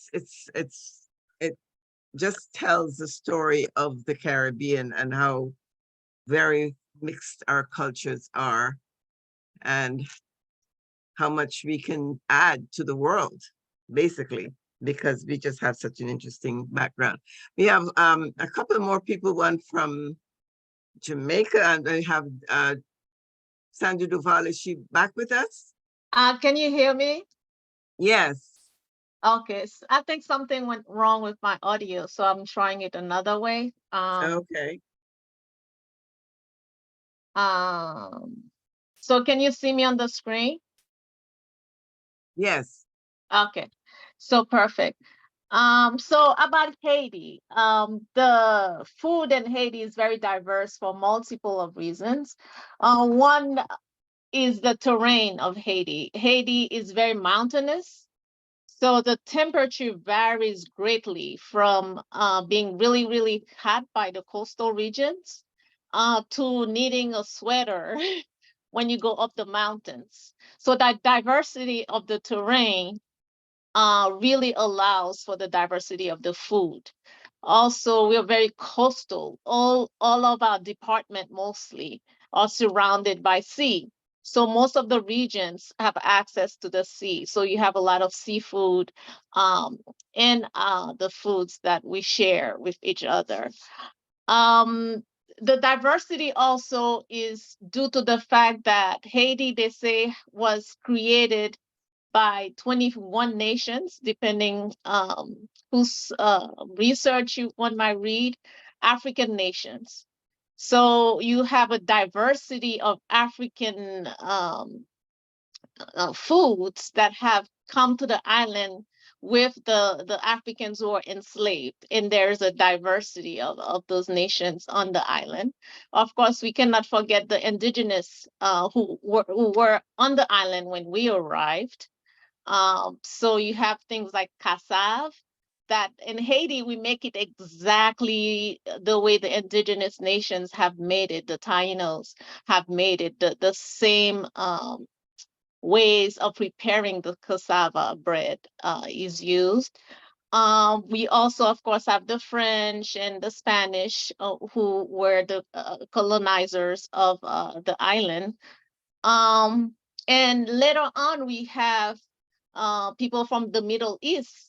So you might find Kibe, people who came during the war, and Haiti has had received many people from the Middle East when they were being persecuted in their country. So you have a diversity of Middle Eastern also infused, even though I think I would say the base is really African when we think of Haitian foods. And I want to say also the diaspora, as we go back and forth, because we are definitely transnational, has influenced, the Haitian food in some ways, in the way we prepare it here and at home. But over the years, I think it has remained very unique and integral. So I'm a little biased. I've enjoyed food throughout the Caribbean, and I do enjoy certain dishes from Haiti, such as black rice. It's made of mushroom broth. So that's a very popular Haitian dish. And how do we use our foods? I want to say we use our food to nurture. So if you have aunties and grandmas, they never give you a little bit. You're always too skinny. You always need more food. So it's a way of nurturing, of showing love. So when you show up somewhere, usually to show love, we share food. And that has been the ways, the African ways that stayed with us. There's a Haitian proverb that says, manger cuit, paguer met, meaning that if the food is cooked, it doesn't belong to anyone. It belongs to all of us. So you have a big spirit of sharing food, especially those who practice voodoo. There's a spirit of sharing. Also, there's a spirit of what they call combit, of sharing food, of also planting together, the combits in Haiti. We use it to celebrate. You have the soup joumou with my other friend from Haiti has mentioned the soup joumou is a way that we as a diaspora has passed on our history, because the soup joumou was made by Claire Marie-Louise, the wife of Dessalines, who was a liberator. And she wanted everyone to have a hearty meal. So it's made with things from the earth and mostly pumpkin. So we use it to celebrate. Again, we use it to honor the spirits, those who practice voodoo. So there's different foods offering, as they're called, to the different spirits, to remember the elders. So people tend to pass on recipes, favorite recipes from grandma, aunties. And over the years, I want to say Haitian men have become very, very good cooks. My dad was an amazing in the kitchen. He learned to cook from my mom, and he was great at it. But cuisine has been a way for, I think, the women especially, of showing love. Also as a way to gain independence. Many women in Haiti, their hustle is selling vegetables or fruits cooking. So it has been a way to show love, or also a way to gain independence for many women. That has been kind of pathway to independence. A few of people mentioned healing. So when somebody in Haiti is feeling a little weak, grandma always make a bouillon. A bouillon is a stew with many vegetables, root vegetables, as well as so you have carrots and yams, and there a little bit of meat. A lot of the Haitian dishes, I want to say, are very vegetarian based. Such as most people love legume, are very vegetarian based, and meat, I would say, is added for flavor. You do have certain dishes like griot, which is fried pork, that is just meat, or tasso, that is just meat, but the everyday dishes are very vegetarian based. So people who have transitioned to being vegetarian or vegans still can really enjoy Haitian meat by just removing the meat. Fruits are incorporated and nuts are incorporated. In the north, again, I say Haitian food is regional. In the north and Okap, you have stewed chicken that's made with cashews. In some places, they make rice with coconut. So it's very regional, which makes it beautiful. And then some food we know exactly, like chaka and lalo and okra, has again that direct African um, pathway, and we can trace it back. I remember the first time I had African dish is jute, and I said, "Oh my God, this reminds me of lalo." And I was speaking to my African friend who lived in Haiti. She was doing consulting there. And she said, whenever I eat your lalo, I think of my jute. So we definitely can see for sure that the connection to Africa in our food. And lastly, I want to share that the diaspora has, as our survival, food has been one of the things we kind of clung on to, one of the things we passed on to our kids, again, to show love, to remember our elders, remember those we left behind. I want to mention the Haitian Institute. I don't know if you can see, they have a book.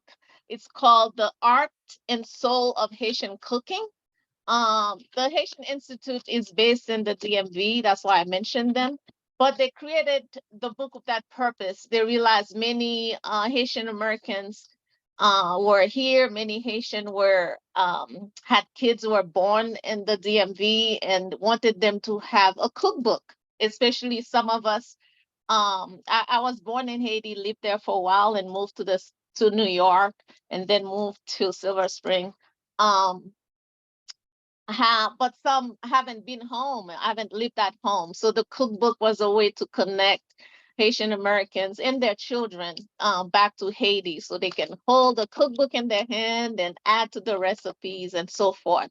So institutes like that try to keep the culinary gems that we have in Haiti alive. I hope I cannot touch on everything, but I think food for me personally is the connection to my grandma and my mom.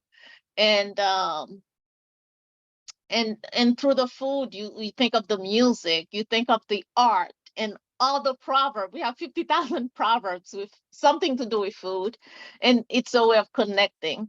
So as Haitian, usually greet people, honor, respect. I honor you, I respect you. It's been an honor to hear from the different participants and realize, as someone said earlier, we have so much in common. We cook the same food with different spices in different ways. And it's such a gem to have all of us share different ways that we cook and heal. We heal with food. Definitely. No one buy tea leaves in Haiti. Yes, I agree. It certainly is a treat to have everybody. We have a few more people left, and I just want to get to Althea Gray McKenzie. and Jonathan Gunn from Trinidad and Tobago. Althea is from Jamaica. Jonathan Gunn from Trinidad and Tobago, if they're still here.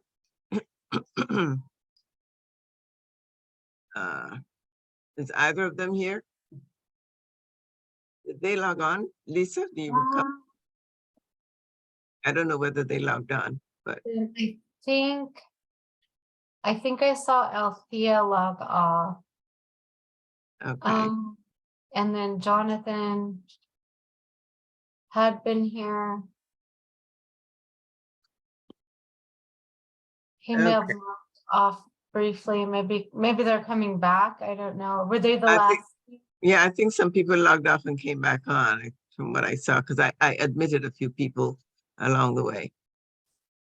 Well, we have a few minutes then for questions. I think we've covered everybody, all the islands, all the countries. And I think we have some questions in the chat. And we have lots of questions in the chat, something like 50 questions in the chat. Right. I hope we can get to as many of them as possible. I think one of them, somebody asked about herring. Somebody was asking whether about the herring. Let's see if I can saw that briefly.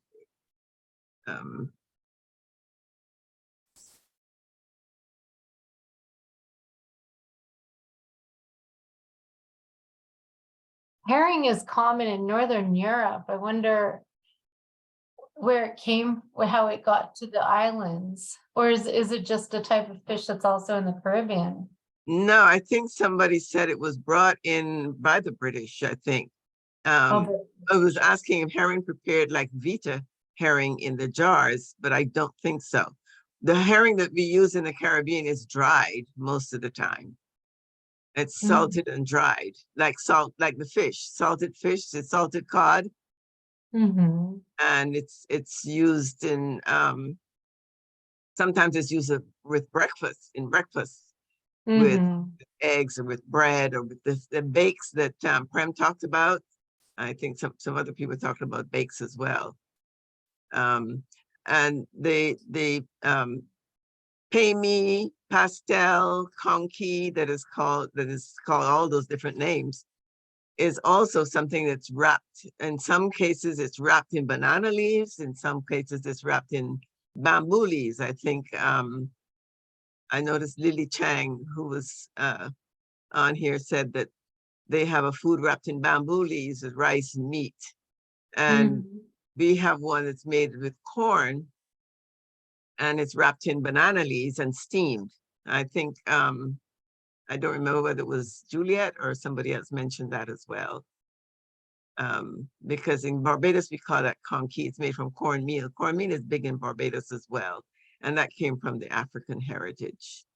Cuckoo, of course, is Barbados's national dish. Cuckoo and flying fish, because flying fish was native to Barbados until the Trinidadians. The Trinidadians claimed that the fish swam to Trinidad. They did. Yes, I would say so. And so now flying fish is quite expensive in Barbados, as a matter of fact, as a result of that. But that is one of the native dishes of Barbados, and they have something called jug jug, which again is it's in a ball. It's cooked in a ball, like almost like what's the cornmeal? It's almost like a cornmeal pudding, I suppose one might call it. But it's made with guinea corn flour. It's very dark and ugly, and not everybody likes it because it's made with roasted pigeon peas and cooked with meat, and the gravy from the meat, and the guinea corn flour is dark. It's almost like the black rice of Haiti that's cooked in the mushroom water. And what else did we have here? Someone talked about the Haitian soup, the jumu soup.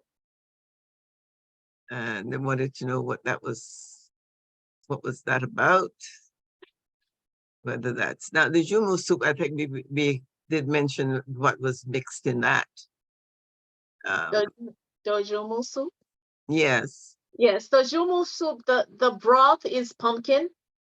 Okay. So jumu means pumpkin. So that's a Creole word for pumpkin. Yeah. Jumu. And in the broth, you have different vegetables: carrots, celery, potatoes, a little bit of meat, usually to give it flavor. Over the years, some people had a little bit of like macaroni in it, but not everybody does that. But it's mostly a soup made with pumpkin and vegetables added.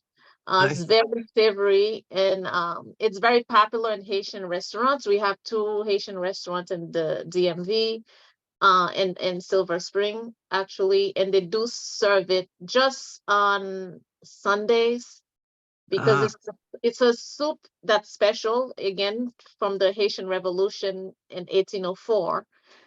But Haitian also had kept the tradition to eat it as a Sunday morning brunch meal. So it's very special. Most people don't eat it on an ordinary On regular days. day. I see.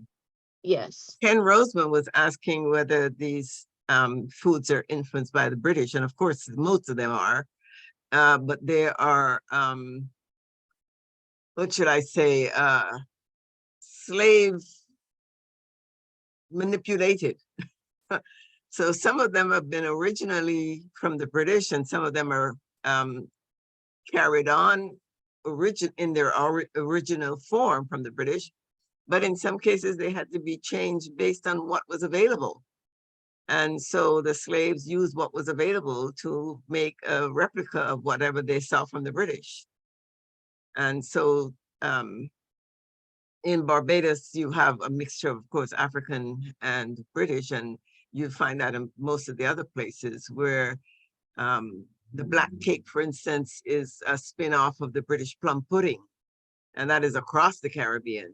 That was influenced by the British.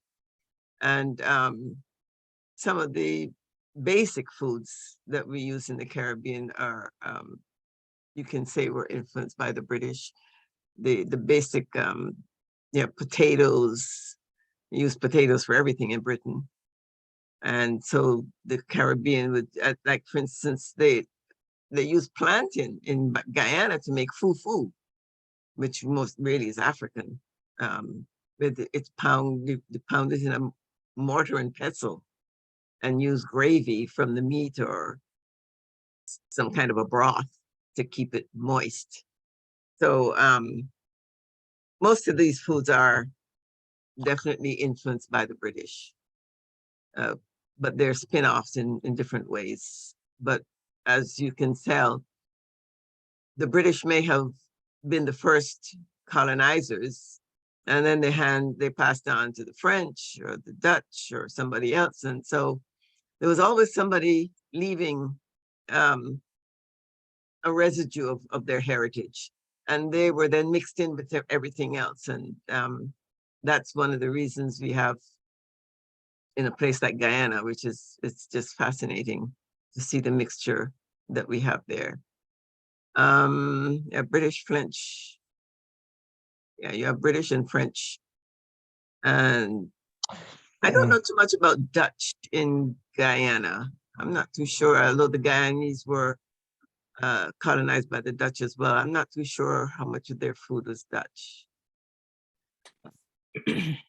Derrice, can I don't know how to raise my hand on this, on the. Oh, okay, go ahead. I wanted to say, there's a rice that's being grown in Trinidad. It's the scientific name is Oryza glaberrima. It's the original African rice. It was brought to Trinidad by the Americans, they say. So what happened is this rice originates in parts of West Africa. It's over 2,000 years old. It's very rich in nutrients. And they thought it was gone, but the African women would put the husk inside their braids, right? This is, oh, yes. Right? I heard about those stories, yes. And so it is the foundation for Carolina rice. The African women had a wonderful way of cultivating rice. That's part of the reason that they were captured and brought to Spain and Portugal. And then also when the Oryza salvia, I think it is, the Asian rice was brought over, they cultivated that as well. And the Asian rice grew faster. So commonly what we are eating is Asian rice, but the Carolina rice, the original Carolina rice, is a combination of those things. This red rice is medicinal. I understand that Trinidadians still use it in a medicinal way. I don't know if we have any Trinis there that can speak to it, but I want to encourage you all to ask for it and begin to demand it. Where would you find it though? Guess what? You know where I got it? Walmart online. Oh, really? Wow.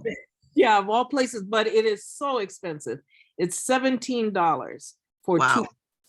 So you know you know who they're selling to. It's not to our people, but our people are missing out. And what they found is that, you know how in some indigenous cultures, when they introduce Western food, they now have a high incidence of diabetes and all of this and all of this. This rice apparently works very well with our system, but we have to demand it because with the greater demand, I think the price will come down, but it is very expensive. It's nutty, you know, it's got a delicious taste. It doesn't taste like conventional rice, like the white rice that we're accustomed to. And there's more on it online, and on that book, African Botany, you'll find out about it, but Black women have been saving it. You know where they have it? In your country, Guyana, Suriname, up in the hills, the Maroon people. Oh, the Maroons. They save many varieties of that rice, and where once it might have had 19 varieties, they're down to maybe 9, maybe less, and they only use it for ceremonial purposes. Is being replaced not by the rice that they grow, but by the rice that's being imported, which is not good for them. Right. So if we can, you know. So what is the name again? Well, the technical name, Oryza glaberrina, I'll put it in the chat, but it's called sometimes hill rice or red rice. If you look, there are articles now being written more and more about it. I think it's grown in Tobago, but there's a company in Trinidad that is distributing it, a family that is distributing it, in addition to Walmart. But you know, whatever we can do to encourage it and to talk it up. That's my my little pitch for that, and I'll write it up on the chat, and you can read more about it. Yes, Red Hill. Somebody just wrote in Red Hill rice. Red Hill rice. Okay, that's easy to remember. Yeah, easier than the technical name, but but know to know the technical name is to know the history, and it's being attributed to the wrong people. It is an African-based rice, an African-based grain, and it was cultivated by Black women. And we have to keep saying it because of giving credit to other people. And that's not the case. Yeah. Hey, Doreen. Derrice. Yes. Doreen. Yes. I just wanted to add that there is also a grain that's coming out of West Africa called fonio. And it is a small grain that looks like quinoa. Again, these folks who are having issues with bloating and all kinds of reactions to some of these genetically engineered foods. So that's another grain that comes out of our heritage. And so, you know, that's another grain to check out. So I wanted to mention that. And I also wanted to mention, someone asked this question about vegan and Caribbean. And there's a spate of Caribbean cookbooks that are focused on, you know, the vegan cuisine. And because our food is, you know, the way we prepare food, we what you see across the Caribbean is you'll see we are comfortable with spices. We are comfortable with marinating foods. For example, the Haitians are comfortable with twice cooking meats, which is one of the interesting things that you'll see in Haiti.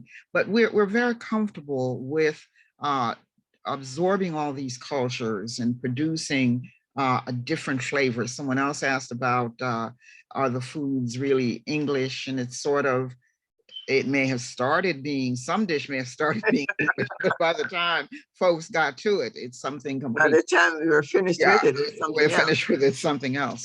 The vegan, I mean, I looked up, I did a program earlier. Again, this is Caribbean Heritage Month. Did a program earlier on vegan Caribbean, and there's a slew of books. The Washington Post just did a article, I want to say maybe about a month or so ago, on a Caribbean vegan, and they mentioned about 3 books. So people were interested, particularly using ackee, and they use coconut milk a lot. You'll see that comes up, but it's not just soy and those kind of things. The ground provisions play a big part in the foods. Yeah, absolutely. And I wanted to also point out that Keswick is unique to the Amazon area where Guyana, Suriname are located. And it's something that was originated by the Amerindians. And the idea of that was that it was a preserver of meat. It was used to preserve meat that was caught because, of course, they were hunters. And so for those who don't know, you can look up casareep, C-A-S-A-R-E-E-P, which is made from the juice of cassava and boiled. Yeah. So I think we've come to the end of time. Actually, we have Althea returned. Did she come back? Yes. Althea, Hi, please Althea. add about Jamaica. I know we've covered Jamaica, but if you have anything extra that you'd like to add. Oh gosh, yes, about my culture, about my growing up, because there's a couple of things that are kind of funny I wanted to share, but I'll try to do as quickly as possible. And please forgive me. There's an event I have which is celebrating Caribbean foods within a tea party at Holy Comforter Church on Saturday. And the interesting thing is that all these wonderful parishioners are buying and making foods like coconut bun and coconut bread. This just warms my heart. And I just want to say thank you to Lisa Martin for inviting me. Thank you to Derrice Deane and for Doreen Thompson, Ambassador Antoine.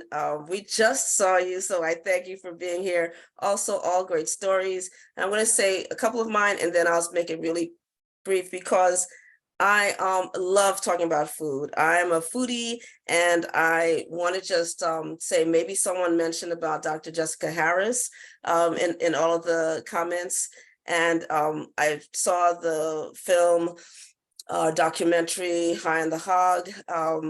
And what I am taking from all of that with the information that's all over the place about Caribbean cooking, about Caribbean and food infusion is how it really combines lots of different tastes, but it brings us together. So when I was growing up in New York, I actually was born in Jamaica, raised by Jamaicans and Cubans, and I was surprised when I went to school one day after Thanksgiving, and everyone was talking about their wonderful meals and they enjoyed themselves and they were full belly and all that. And they asked me what I ate, and I said curry goat, rice and peas, and plantain, cabbage.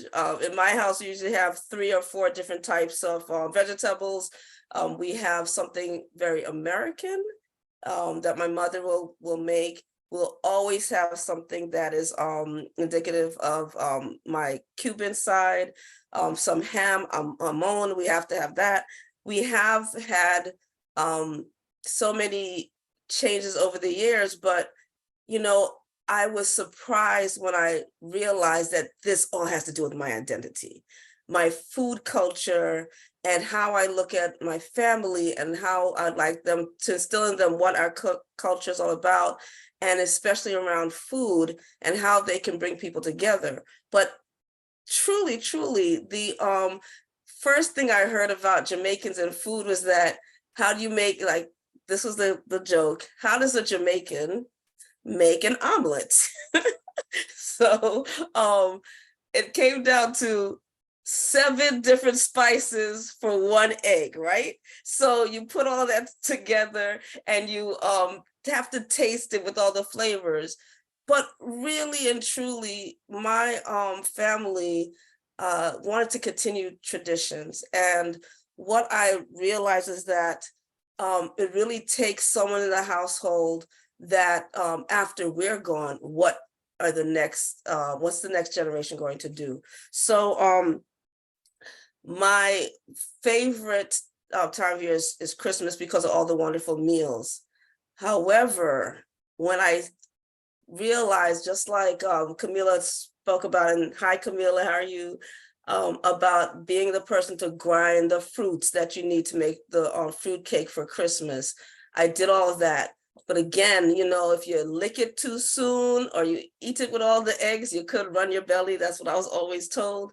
But the key is that the style of foods throughout the diaspora, throughout the African diaspora, the styles of food that connect us, and how now I think about my identity in terms of food. And to hear all the wonderful questions and seeing them all in the chat, to say, my goodness, this is the beginning, I think, Derrice, of something bigger that can happen, maybe in person, I hope. And we'll all be there with our food, because the only thing missing for me for this is like the smell of my jerk chicken, right? Of all that food. But really and truly, my one thing I have to share is because my mother never grew up with jerk. She tells me that all the time, even though we're all from Jamaica and, you know, different parts may not have had it. But she says there's a history of jerk in Jamaica that kind of didn't happen with her time. So she had to learn about it and create her version of jerk, which is delicious. So I think it's an ongoing kind of story. And the way I see it is that, you know, we can have a great time over food. It's a way to bridge and to learn about each other. And so those are my stories, but I tell you, I did yum the food before it was time. So fruitcake, yes, one of my favorite things. I have my fruits in my fridge right now, about to do it for the first time this year. So I thank you, and I hope that's supported. Thank you.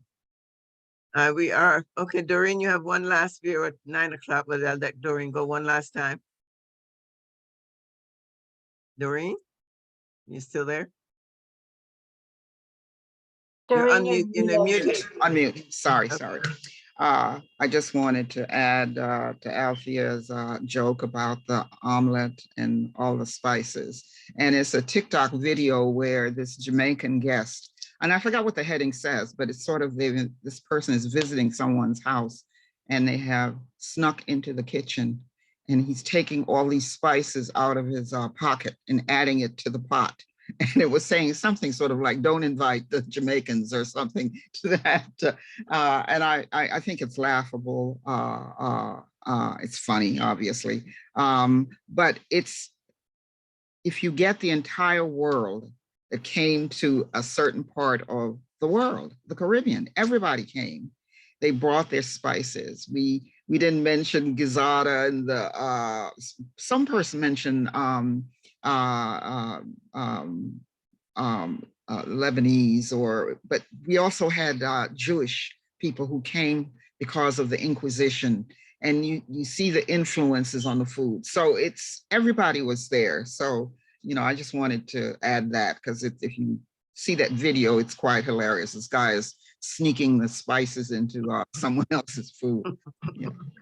Yeah, that is true. Everybody came to the Caribbean. And so it's really a huge melting pot of little bit, everybody left something. And so we've got Indian spices and Amerindian herbs, etc.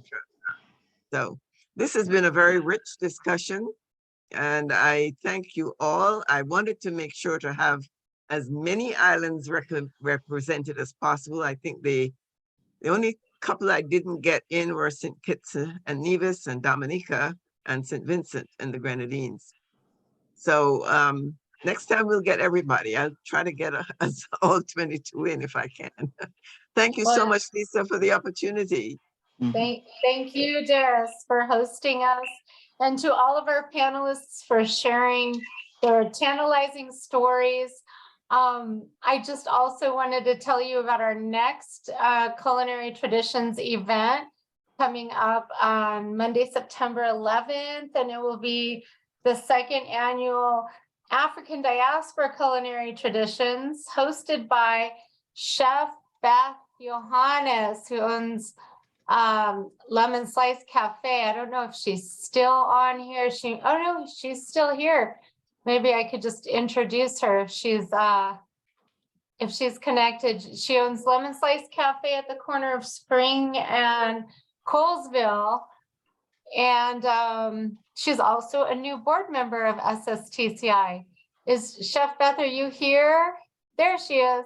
Oh yes, I remember Chef Beth. You know Chef Beth? Yes. She was at our last event with Caribbean Advisory Group.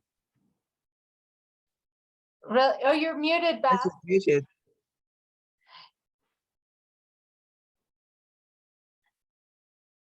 There we go. Hi guys, this was a wonderful evening. I loved every conversation. Thank you for organizing it. Thank you for hosting it. It was beautiful.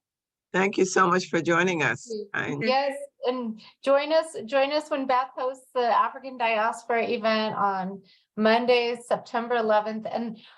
And speaking of Africa, we have a Nigerian diaspora party on the plaza Tuesday, July 11th from 6 to 9. I put the flyer in the chat, and this is a collaboration with the Nigerian Diaspora of America chapter, DC chapter, along with Alney Theater, which is presenting a new production called Fela, about the famous musician Fela from Nigeria.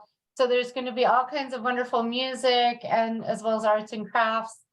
So a mini festival on Tuesday, the 11th, July 11th. And then our art salon will be hosted by our art salon host, Camila Bryce-LaPorte, who is on here tonight with us. And that will be on Monday, July 24th on Zoom.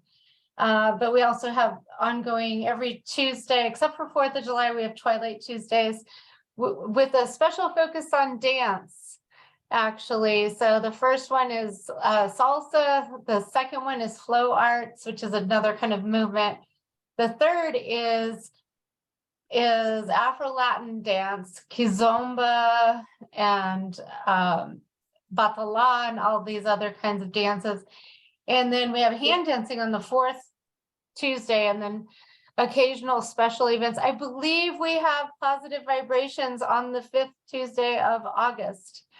I'm just awaiting final confirmation. We're so hoping to bring the steel drum pan players back. We don't bring music to the plaza much anymore because of all the skateboarding, but the dance activities fill the space. And so then we're able to avoid any kind of bumping into each other. And but if you save the chat, you have all the registration links to our upcoming programs. And please consider making a donation to SSTCi. We have our end of fiscal year campaign going on now. A donation of any amount is greatly appreciated. And it will be matched dollar for dollar by our board members up to $5,000 total. So go visit silverspringtowncenter.com, and we hope to see you again soon. Thank you again, Derrice Deane. This is Sonia. This is the fonio that's available at Whole Foods. You found it. Where are you, Camila? I hear you. This is the one Doreen was talking about. Here she is. Yeah. Yeah.